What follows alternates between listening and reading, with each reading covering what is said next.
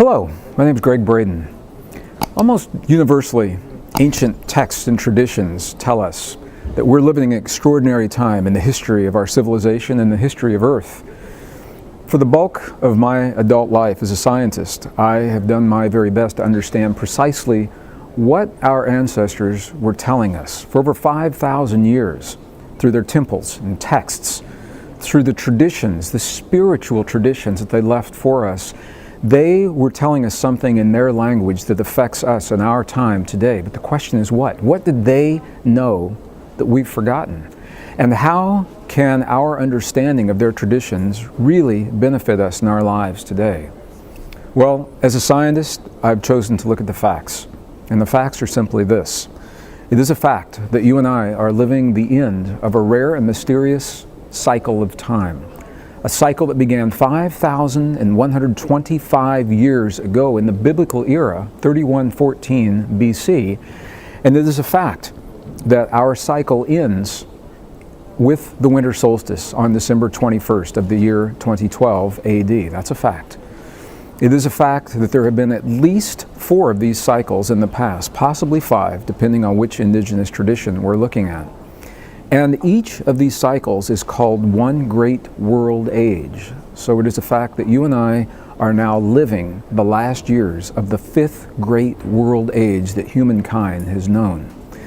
It is also a fact that each time in the past, at the end of a great world age, the world changed. It is the position of Earth in space, our tilt, our wobble, our angle, our relationship to the sun in the center of our Milky Way galaxy that changes the conditions of life here on Earth. That's not the big problem. The big problem in the past has been how we respond to those changes. How do humans treat one another under the stress of a changing world? Do we fight and compete? Or do we cooperate and work together as a family in this world to get through these changes? This is the question that we're asking ourselves today. And this is the place where civilizations in the past made the mistake that led to the downfall of some of the greatest civilizations known to exist. Civilizations that are now being excavated, physical evidence in Peru, in Bolivia, on the border between India and Pakistan, in Egypt and under the oceans. So we know it is a fact that these civilizations have existed in the past. And the interesting thing is that they collapse each time right at the point in the cycle that they have reached where we find ourselves today, every 5,000 years or so. So the question is, what's different about today? And the answer is that not only do we have an advanced technology that serves us very well, but we also now have the knowledge of the mistakes of the past and the ability and the opportunity to choose wisely from this point forward. Can we learn from our ancestors, from the messages, from the traditions that they left to us that invite us to work together as a family, to bridge the past and the present, to work together and transcend, not just survive, but transcend the great challenges that face us today, to become better people and create a better world, possibly a better world than we've ever known in the past. And this is the challenge that we face today.